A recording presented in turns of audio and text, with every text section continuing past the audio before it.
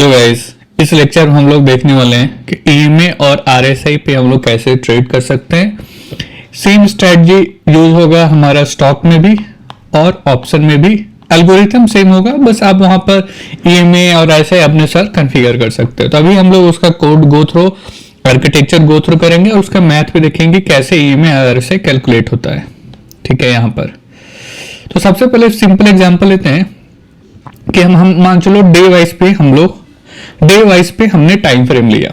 ठीक है, day wise पे 5 डेज का हमने यहां पर टाइम फ्रेम लिया।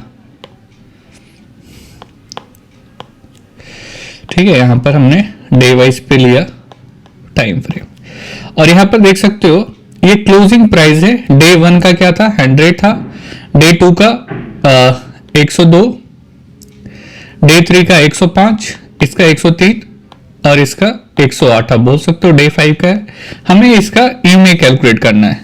तो ईएमए में ना सबसे पहले मल्टीप्लायर होता है जो होता है 2 डिवाइडेड बाय पीरियड प्लस 1। तो 5 डे ईएमए है तो 2 डिवाइडेड बाय 5 प्लस 1। ठीक है, यहां पर 5 प्लस 1, जैसे आपने डे इसका टाइम फ्रेम लिया और आपने लेते हो ना कि 5 ईएमए लेना है, 9 ईएमए लेना है, आप ऐसा लेते हो ना, कैलकुलेट करते हो ना, आप सेलेक्ट करते हो ना 9 या 21 ईएमए। तो हम यहां पर 5 ईएमए ले रहे हैं। ठीक है, 5 ईएमए हम यहां पर ले रहे हैं। तो सबसे पहले हो जाएगा 2 डिवाइडेड बाय 5 प्लस 1, ये हमारा मल्टीप्लायर हो जाएगा। फर्स्ट ईएमए है ना, वो जो कैलकुलेट होता है वो सिमिलर टू एसएमए होता है। तो क्या करना है, लास्ट 5 डेज का जो क्लोजिंग प्राइस है उसको, ये हमारा जो लास्ट 5 टाइम है ना उसका एवरेज ले लेना है। तो 103.6 आ जाएगा, हमारा फर्स्ट ईएमए हो गया। नेक्स्ट डे 6 का ईएमए कैलकुलेट करने के लिए अब हमें एवरेज लेने की जरूरत नहीं है। आज का जो प्राइस है minus yesterday EMA, yesterday EMA कितना था 103.6 into multiplier plus yesterday EMA. ठीक है, यस्टरडे ईएमए, तो यहां पर क्या हो जाएगा, आज का जो प्राइस है वो 110 है, 110 minus yesterday EMA 103.6 into multiplier जो भी आया, तो ये हो जाएगा 6.4 into this plus yesterday EMA. तो 6.4 इनटू दिस 2.13 प्लस 103.5, तो 105.73 ये हमारा नेक्स्ट ईएमए होगा। तो इसी तरह से हमें कैलकुलेट करते जाना है नेक्स्ट डे का।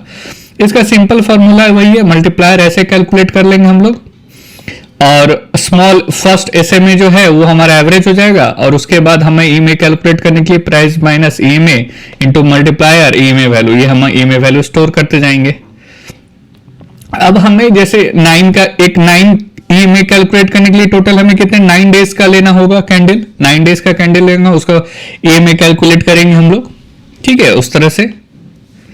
अब यहां पर देखिए, अब हम लोग कैसे इसको डिटेक्ट करते हैं कि क्रॉस ओवर हो रहा है कि नहीं हो रहा है। यहां पर यही इसको मैं ड्रॉ करता हूं। यहां पर ये मान के चलिए ये हमारा है आप बोल सकते हो लॉन्ग ईएमए 100, मान चलो 100 और शॉर्ट ईएमए। लॉन्ग ईएमए मैंने 100 लिया यहां पर, 100 कैंडल्स। और ये यहां पर हमारा शॉर्ट ईएमए है, यहां पर एग्जांपल है 98 का लिया हूं मैं। आप कुछ भी ले सकते हो, 921 भी ले सकते हो, मैं एक एग्जांपल बस लिया हूं 98। अब यहां पर क्या करना है कि ये यहां पर क्रॉस ओवर हुआ है, यहां पर क्रॉस ओवर हुआ है, तो यहां पर चेक करना है क्या जो क्रॉस ओवर की पहले वाली कैंडल शॉर्ट ईएमए, ये हमारा शॉर्ट ईएमए है, क्या ये लेस देन है लॉन्ग ईएमए से। तो ये कंडीशन हमारा ट्रू हो रहा है भाई, ये कंडीशन हमारा ट्रू हो रहा है। फिर वहां पर चेक करेंगे आफ्टर क्रॉस ओवर क्या short EMA is greater than long EMA, तो हाँ हो रहा है। तो ये अगर ये कंडीशन होता है तो इसका मतलब क्या है कि बाई सिग्नल जनरेट हो रहा है, मतलब मोमेंटम ऊपर की तरफ जा रहा है। ठीक है, अगर शॉर्ट ईएमए पहले नीचे था उसके बाद ऊपर जा रहा है तो यहां पर ये मोमेंटम जा रहा है। उसी तरीके से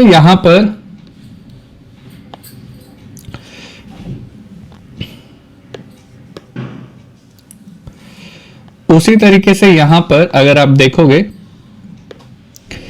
तो शॉर्ट ईएमए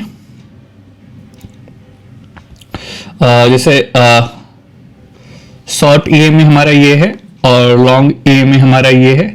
तो मान चलो यहाँ पर एग्जांपल मैं लेता हूँ। मैंने ये थोड़ा सा ये यहाँ पर गलत है। यहाँ पर इसको शॉर्ट ईएमए आप बोल सकते हो। जैसे फॉर एग्जांपल शॉर्ट ईएमए है ये 9 का और ये लॉन्ग ईएमए है 21 का, ऐसा एग्जांपल। तो अगर ये यहाँ पर क्रॉस ओवर हो रहा है तो यहाँ पर अगर क्रॉस ओवर से पहले शॉर्ट ईएमए है वो बड़ा है और क्रॉस ओवर के बाद शॉर्ट ईएमए जो है वो अगर छोटा है, ठीक है, शॉर्ट ईएमए जो है वो यहां पर आप देख सकते हो शॉर्ट ईएमए बड़ा है और यहां पर शॉर्ट ईएमए हमारा छोटा है यहां पर। तो यहां पर ये अगर ये नीचे की तरफ आ रहा है शॉर्ट ईएमए, ठीक है, और लॉन्ग ईएमए बड़ा हो जा रहा है, तो यहां पर ये क्या सिग्नल जनरेट करता है? Sell signal. मतलब शॉर्ट ईएमए नीचे की तरफ जा रहा है तो ये सेल सिग्नल जनरेट करता है, ठीक है। तो अगर ये सेल सिग्नल जनरेट ना, हमारा यहाँ पर बाई सिग्नल ट्रेंड जनरेट होगा, यहाँ पर सेल सिग्नल जनरेट ट्रेंड होगा। तो हम लोग देखेंगे क्या कि अब इसे आरएसआई का कंफर्मेशन लेंगे, ठीक है, जैसे ये हो रहा है। सेम फॉर्मूला बस वही है, शॉर्ट बिफोर कैलकुलेट करने का, लॉन्ग बिफोर कैलकुलेट करने का। यहाँ पर golden short before less than equals to long before and short now after cross over greater long now. तो ये गोल्डन क्रॉस है, डेथ क्रॉस का ये है तो ये रिटर्न करेगा। अगर डेथ क्रॉस है तो ये ट्रू रिटर्न होगा, मतलब सेल का सिग्नल। गोल्डन क्रॉस है तो ये ट्रू का सिग्नल। अब हमें यहाँ पर आरएसआई को देखना है। अब आरएसआई क्या है कि 0 to 30 के बीच में ये ओवरसोल्ड कंडीशन होता है, मतलब ज्यादातर लोग बाय कर चुके हैं, good time to buy. 30 to 70 neutral zone होता है, नॉर्मल ट्रेडिंग, ठीक है। अगर 70 to 100 है, ओवरबॉट है, गुड टाइम टू सेल यहां पर। अब हम लोग आरएसआई कैलकुलेट करने के लिए सबसे पहले हम लोग क्या करते हैं कि मान चलो आरएसआई मैं 5 डेज का ले रहा हूं, तो सबसे पहले हम लोग गेन कैलकुलेट आरएसआई कैलकुलेट करने के लिए क्या करते हैं कि डे 1 पे प्राइस था 100, डे 2 पे उसका 102 हो गया तो कितना का गेन हुआ? 2। डे 3 पे उसका प्राइस था 102, डे 3 पे 105 हो गया, कितना गेन हो गया? 3। डे 4 पे 105 से 103 हुआ, कितना का लॉस हुआ? 2। डे 5 पे 103 से 108 गया, कितना का गेन हुआ? 5। तो टोटल गेन कितना हमारा जो 2, यहां पर गेन कितना हुआ? 2, 3, यहां पर कुछ गेन हुआ नहीं, 0, यहां पर कुछ गेन हुआ, हाँ 5। फिर यहां पर अब लॉस का अगर हम लोग देखें, ये मान चलो हमारा गेन का है, ये हमारे लॉस का है यहां पर। तो लॉस का अगर देखें तो यहां पर गेन में कुछ लॉस हुआ नहीं, इसमें कुछ लॉस हुआ नहीं, यहां पर लॉस हुआ 2, एब्सोल्यूट वैल्यू यहां पर 2 लॉस हुआ है, यहां पर 0। तो यहां पर गेन उस तरह से 2305 और लॉस हमारा इतना, तो टोटल इतना हो गया 2 इतना। फिर उसी तरह से एवरेज गेन निकालने के लिए हम क्या करेंगे? 10 divided by 4 2.5, average loss 2 divided by 4 0.5, ठीक है, बस एवरेज लिए। और आरएस रिलेटिव स्ट्रेंथ का फॉर्मूला क्या होता है? Average gain by average loss. 2.5 divided by 0.5, ये हमारा 5 आ गया। अब फॉर्मूला निकालने का क्या होता है? आरएसआई का जो फॉर्मूला होता है वो होता है ये 100 minus 100 divided by 1 plus RS. तो यहां पर आप देख सकते हो 100 माइनस 100 1 प्लस आरएस हमारा कितना है? 1 प्लस 6, तो 100 माइनस 100 6, ठीक है। तो ये जो वैल्यू आएगी वो आ रही है इतनी, 100 माइनस 16.67 83. तो ये हमारा ओवर अबाउट कंडीशन में है। अब यहां पर जो हो ये उसी तरह से बस average gain average loss RSI का निकालने का फॉर्मूला जो भी मैं बताया बस वही है। अब हम लोग यहां पर कंबाइन करेंगे, ठीक है। आप इस तरह से इसको समझने की कोशिश कर सकते हो कि मान चलो हमें ई में सिग्नल जो जनरेट हो रहा है वो गोल्डन क्रॉस बाय का सिग्नल जनरेट हो रहा है और आरएसआई जो है 65 है। मतलब ये अगर मान लो आरएसआई बाय का सिग्नल जनरेट हुआ लेकिन आरएसआई ग्रेटर देन 70 रहता है, ऑलरेडी ओवरसोल्ड हो चुका है, तो वहां पर buy signal final decision buy नहीं होता। लेकिन आरएसआई लेस देन 70 है, आरएसआई लेस देन 70 है, तो यहां पर हमारा बाय सिग्नल जनरेट हो रहा है। सिमिलरली उसी तरह से, ठीक है, वहां पर सिमिलरली वहां पर आप देख सकते हो कि आरएसआई यहां पर गोल्डन क्रॉस हो रहा है और आरएसआई जो है वो 85 है, तो 2 हाई है, तो यहां पर स्किप कर देंगे। उसी तरह से डेथ क्रॉस में आरएसआई 40 है, तो ये भी ओवरसोल्ड में नहीं गया तो सेल कर सकते हैं, लेकिन वही आरएसआई 20 हो गया। मतलब आरएसआई अगर ग्रेटर देन इक्वल्स टू 30 है और डेथ क्रॉस बना रहा है तो सेल सिग्नल होगा, लेकिन RSI लेस देन 30 हो गया और डेथ क्रॉस बना रहा है तो वहां पर हम लोग स्किप कर देंगे। सेम स्ट्रेटजी यहां पर हमने लिखा है, पहले golden cross death cross detect करेंगे, उसके बाद देखेंगे अगर गोल्डन क्रॉस हो रहा है, अगर RSI लेस देन 70 है तो बाई, डेथ क्रॉस हो रहा है, RSI ग्रेटर देन 30 है तो सेल। यही हमारा कंडीशन है।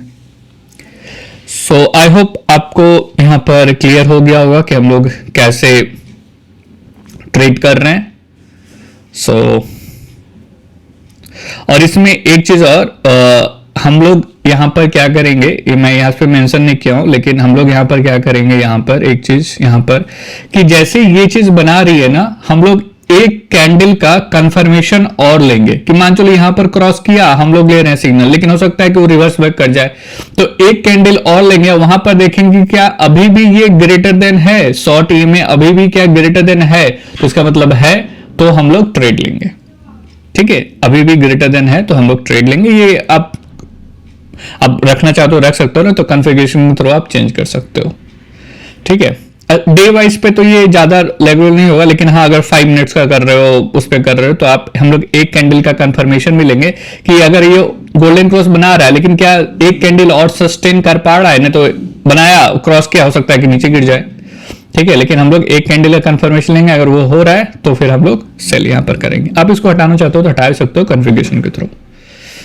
आई होप आपको ईमे ट्रेडिंग समझ में आ गया हो कि हम लोग कैसे ईमे वगैरह कैलकुलेट कर रहे हैं, कैसे RSI कैलकुलेट कर रहे हैं और कैसे क्रॉसओवर पे हम लोग ट्रेडिंग कर रहे हैं। So thank you for watching.